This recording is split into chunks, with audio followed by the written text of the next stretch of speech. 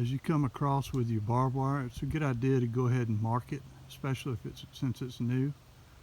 Animals will come running along at a high speed, not knowing that you've finished the barbed wire and run into it. I've already had one instance of a deer, I believe.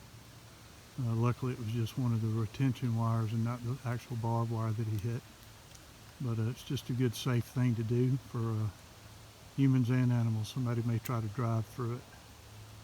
So just leave that up so that they can notice it for a while, and then they'll recognize it as a fence later. On the package with this contraption, they showed a guy carrying this. Apparently much stronger than I am. That weighed 88 pounds whenever I first started with it, and it's still pretty dangerous. And if you carry it with one hand, you got to keep it away from your pants or you'll lose all your pants.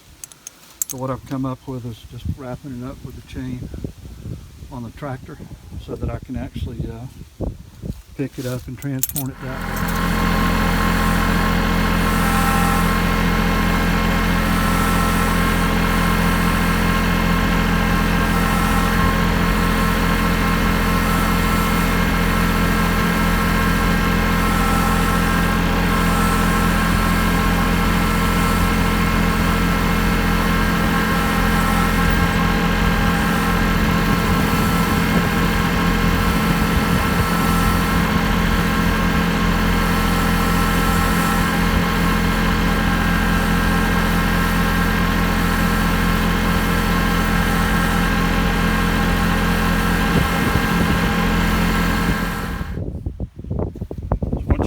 End of your run, you just come down here, uncouple it, and I'll need to pick this up and go to my next spool that I have back there. Unhook this completely. I've got to take this off, so I'm going to use this chain now to tighten the barbed wire so I can start hammering it down. I suggest you get a good set of gloves as well. It's barbed wire, and then these are your spikes. I got a box of about 5,000 because I got 1,100 feet. I'm going to use 3 on each one, so there's a lot of hammering going on here. And then I have my little spacer indicator, so this will be 15 inches from the end, so that I don't have to bring a measuring tape out here. And that's 30 inches from the end up here on this other marking here. And that allows me to be able to move through here pretty fast, and I don't have to worry about looking at measurements.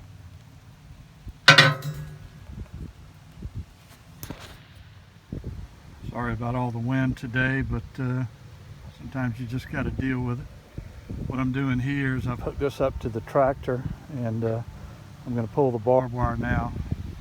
All I have to do is just back up the tractor, and it will get this to the tension that I need. So I just wrapped this around a few times, made a little knot on it, and it'll eventually tighten up and grab one of these barbs, and that'll give me the tension I need, so I get maybe 100 yards worth of taut barbed wire, so I don't have to go every few feet and pull it tight. And the tractor's more than capable of getting it to the right height and getting it to the right tension. And if it slips a little bit, that's fine. I'll just redo it.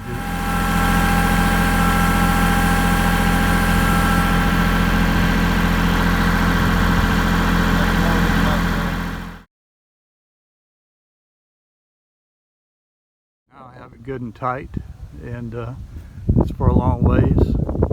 And if it's too high or too low, I can adjust it. So I'm just going to go along and staple it up now.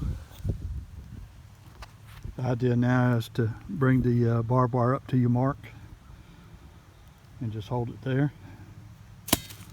and you just come in.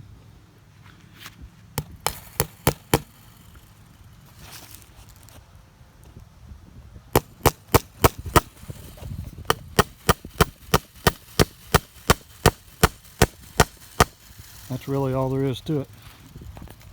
Goes to the tractor to be able to raise, to get it all the way down, to be able to staple it. You just want to go back to the tractor and lower it down for a little bit. Don't have to cut it on, just drop it down.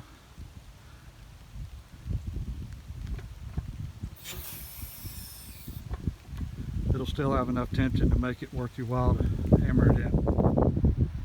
So while I'm running this fence, the barbed wire, I decided I was going to go ahead and run the welded wire, because eventually I'll have another 50 by 50 garden next to my first garden, and be problematic to put that welded wire behind the barbed wire at a later date. So this just makes it easier in the long run. I don't have to redo anything, and this should just stay here. It's not going to hurt anything until I get on to phase 2 of this project. Once you get to the end of your run, then go ahead and staple it and cut it. You want to get you a good set of cutters, something that'll cut right through it immediately, because you're going to be doing a lot of cutting and hammering and everything. So you want to make sure that it's good. Then you're going to fold it over like this, because if you have a bull or something coming through here at a pretty good speed, you want it to stop him, and this will do so. This is a pretty heavy gauge, and these are Black Angus here, and they weigh about, the big ones are like 2,500 pounds, and just eat up with dumb. Just to be clear, this is what I've decided to do and how I've decided to put this fence up. I don't advocate you do it anyway, and if you get hurt doing it this way, I didn't tell you to. None of the manufacturers told you to. So don't come after us, just say, I hurt myself and it's my problem. Thanks, and have a blessed day.